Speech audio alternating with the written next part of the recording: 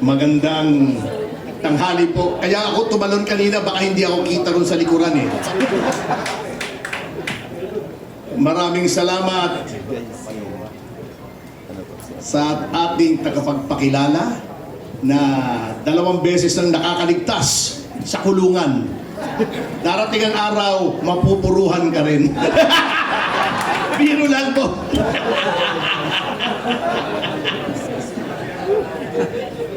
By the way, Kaselis, kinuha mo yung kodigo ko. Hindi ako makapag-umpisa. Nais ko rin magpasalamat sa aking kaibigan at political mentor na si dating congressman, dating kalihim, Jing Paras. Yan po. Siya ang may pasimuno nito dahil sa kanyang pagmamahal sa ating bayan. Hindi na niya matiis ang ginagawa sa ating mga Pilipino. At siya rin po ang aking senador sa 2028. Alam niyo po, kesa naman kung sino-sinong mga kolokoy ang naroroon, eto na, abogado, dating congressman, dating secretary, undersecretary, malawak ang karanasan at may pagmamahal sa bayan. Yun pa, romantiko. Tanong natin, wag na natin banggitin. Baka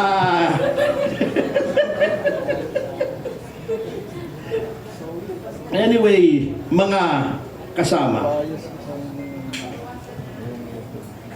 alam niyo po, nais ko lang banggitin sa ngayon, itong sinasabi sa Biblia, sa Ecclesiastes sa 3, sapagkat sabi po sa Biblia, kanya-kanyang panahon yan. Panahon para mabuhay, para mamatay, para magtanim, para mag-ani. Ngunit ang mga panahong ito, mga kasama, ay panahon upang magalit, panahon upang kumilos, at panahon upang manindigan. Bakit ko sinasabi ito? Tignan niyo po ang kanunos-lunos na sitwasyon ng ating bayan. Ang unang-una po nating suliranin ay lawlessness. Hindi po ginagalang ang batas. Bakit ko nasabi yan? Unang-una, yang doktrinang Bendalo ay parang na-institutionalize na. Tignan nyo na lamang ang nangyayari. Yung kay Tatay Digong, kita nyo naman, yun ang pangunahing ehemplo ng Bendalo. Bakit? Nakalagay na sa saligang batas, no person shall be deprived of life, liberty, or property without due process of law. Pinakamataas na batas ang saligang batas. Alam po natin lahat yan, kahit nang hindi abogado. Anong ginawa ng administrasyon na ito? Ginamit nila para i-justify yung pag-kidnap kay Tatay Digong, yung Act of Congress defining crimes against humanity na meron daw dong surrender. Sabi ko, ano bang mas mataas? Act of Congress o Konstitusyon?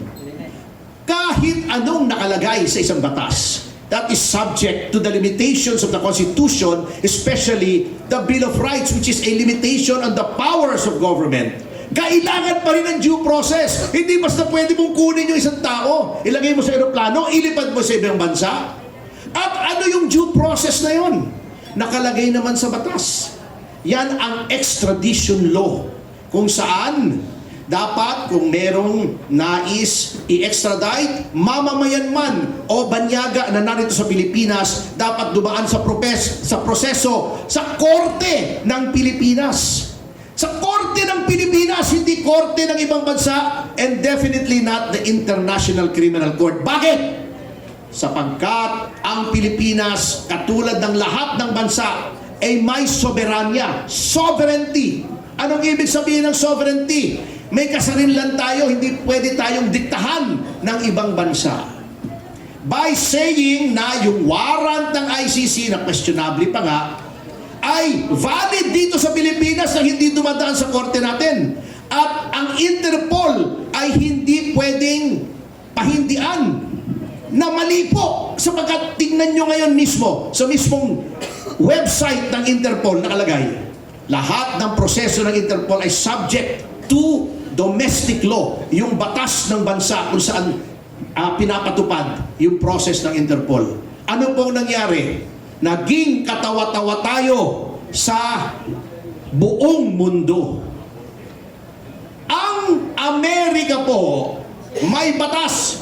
Kapag ang aking mamamayan ay kinuha nyo at dinala nyo sa Hague, lulusubin namin kayo ng armed forces namin. Kukunin namin yung mamamayan namin. Ganyan po ang bansang may paninindigan sa soberanya. Noon nga pong huling mga administrasyon, yung ating mga mamamayan kinukulong sa ibang bansa, sa Saudi, sa Singapore. May kasalanan na yon, convicted na yon dun sa ibang bansa. Binabalik pa natin dito. Ito dating Pangulo, ibinibigay mo sa banyaga? O anong nangyari ngayon? Dahil sa pangyayaring yan, lahat ng institusyon ay hindi na ginagalang ang batas. Yung si Boying Remulla, sinasabi na kapag mayroong kaso ay hindi pwedeng i-appoint bilang ombudsman.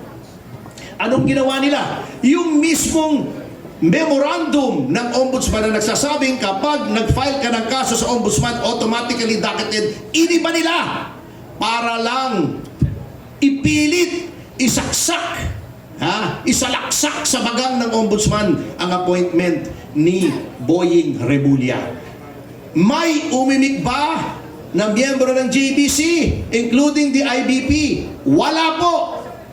Ang mga taong dapat nagtatanggol sa hudikatura, sa mga appointments, sa judiciary at sa ombudsman, walang imik. Ganyan po binibend the law. So, yan pong ginawa nila kay Tatay Digong. Makakala nyo walang epekto yan sa ordinaryong mga pulis natin. Yung mga kaibigan kong pulis ngayon, sinasabi, ay ayaw na namin pong manghuli ng adik. Baka matulad kami kay Tatay Digong. Yan ang psychological effect ng ginagawa nila. Yan ang problema. That's number one. Number two, masamang sitwasyon ng ating bansa ay ang pagsikil ng freedom of expression. Ayan na, number one example, si Mr. Celis. Kapag hindi nila gusto ang iyong sinasabi, ididimanda ka. Ayan. Yung mga nagsusumbong ng katiwalian, sila ang dinidemanda sa halip na imbestigahan ang mga isinusuplong. Sino pa ngayon ang magsusumbong? Di ba? Yan, si Laila de Lima, yung pinakamagandang babae sa balat ng lupa. Totoo naman bakit ang daming nalolokong lalaki sa kanya kung di siya maganda? Kayo naman, Pera-pera ang laban! Tawa ng tawa si Caceres kung hindi ko pa alam. Rush mo yun.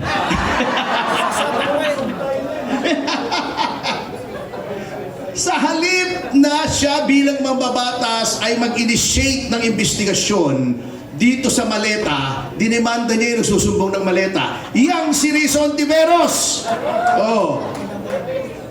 Ang dakilang retokada. Can you imagine, nung 2022, nag-file yan ng bill sa Senado to decriminalize libel. Documented yan. Pagkatapos, ngayon, nung sinabi na Batikos, ang dami niyang dinimanda ng libel. Hindi ba? Hypocrisy of the highest level yan. Yan ang ginagawa. Ang daming demanda ngayon.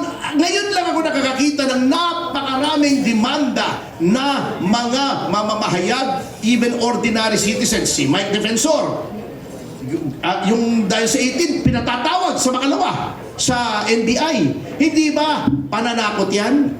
Yang Gabriela, can you imagine ang kapal ng mukha nitong mga taong ito? Women's Month ba? Ginagalang natin ang mga babae, pero ginagamit nila yung Women's Month eh. Yan ay kabastusan din kung gagamitin mo as a prop. Sumulat sa stasyon namin. Dapat daw patigilin kami sa pagbabati ko sa Gabriela. Ano nangyari sa freedom of expression, which is one of the most fundamental rights in a republican and democratic system? Yan po ang nagiging problema natin. Okay, pangatlo. Siyempre, hindi na natin kailangan pagkahabaan ito. Corruption. Not only corruption, sapagkat yung corruption, lagi namang meron yan eh. Even in the best of countries, meron. Pero, dapat, kung may anomalya at may skandalo, to retain the trust of the people in government, iniimbestigahan, at hindi lang iniimbestigahan honest to goodness, yung sincero, hindi yung bukang bibig, hindi pabalat bunga, hindi pakitang tao, hindi maggagawa ka ng ICI na independent, pero kapag anak mo na ang haharap, behind closed doors na. Pagkatapos, natatawa pa ako eh. Etong spokesman ng Malacanang, nandito yata yung pinsan nitong spokesman ng Malacanang, di ba si attorney, deputado? Di ba nandito? Eto, di ba half cousin niyo yung spokesman ng Malacanang? Yun naman, si attorney, deputa.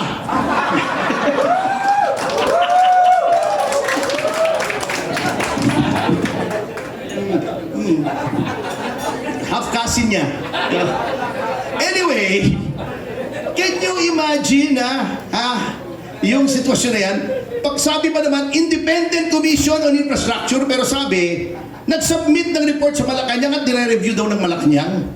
Akala ko ba independent?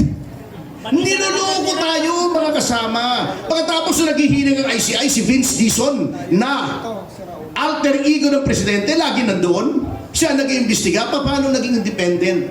Niloloko lang tayo, mga kasama. Which brings me to the fourth and last situation natin na apektado tayong lahat, yung ating ekonomiya. Alam niyo po, yung kanilang laging sinasabi na tayo ay maraming resources, maraming talented na mga tao, workforce, etc.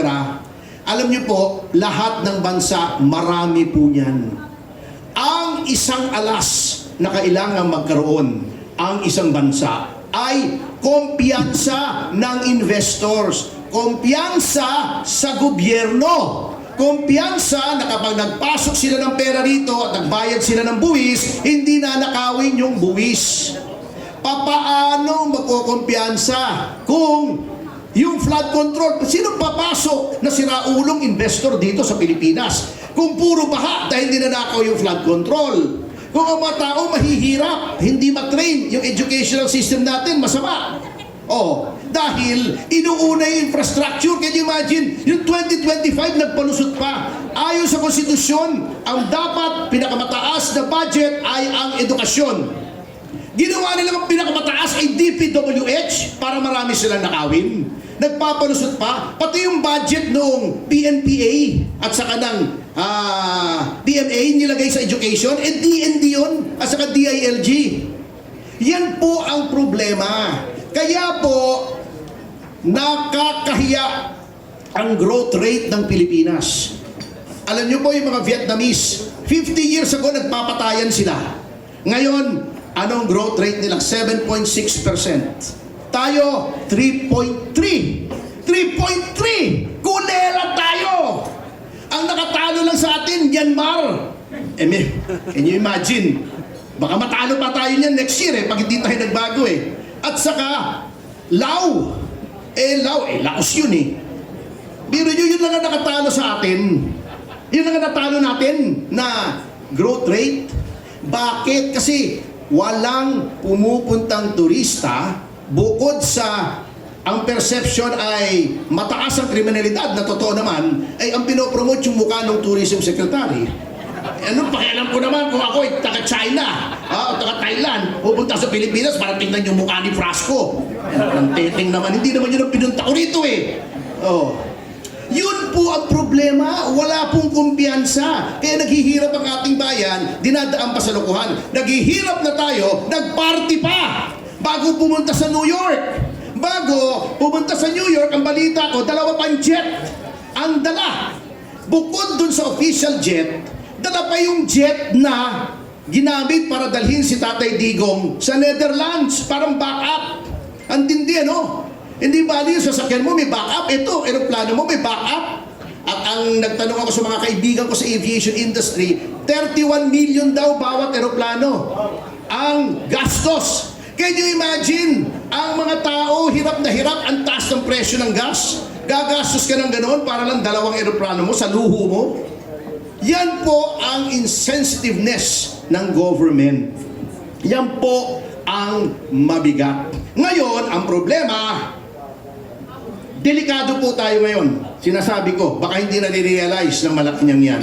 Sapagkat ano bang sitwasyon ngayon? Overall, ang daming galit na mga kababayan natin. Ang daming galit.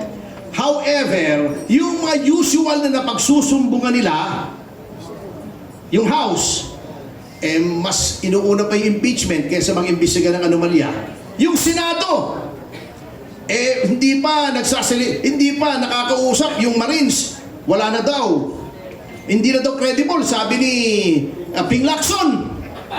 Paano kung magsusumbong yung Blue Ribbon Committee chairman mo? Hinusgahan na yung testimony ng 18. Hindi pa nga humaharap. At saka si Ping Lacson, tinatanong ni Marcoleta yung witness, siya sumasagot. O, saan ka tatakbo? Yung ombudsman, tuta nila. I'm not miss words here. Tuta nila yun. Obvious naman eh.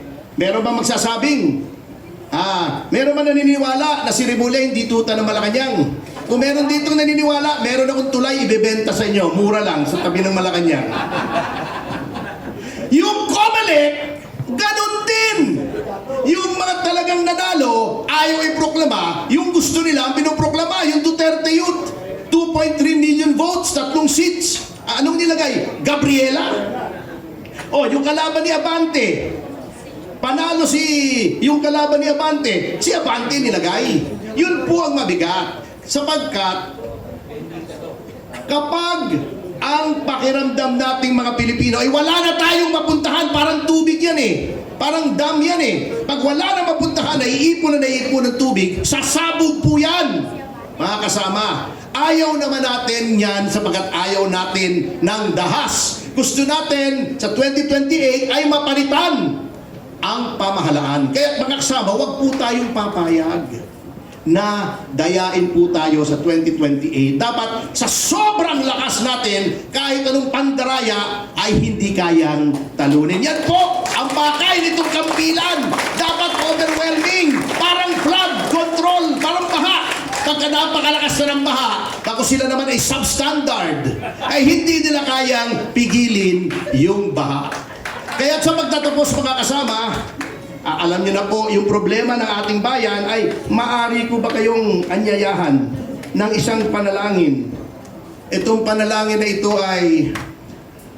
po ay panalangin ng mga taong bayang inapi sa ating Ama sa Langit na humihingi po ng tulong laban sa mapang-aping pamahalaan. Maaari ko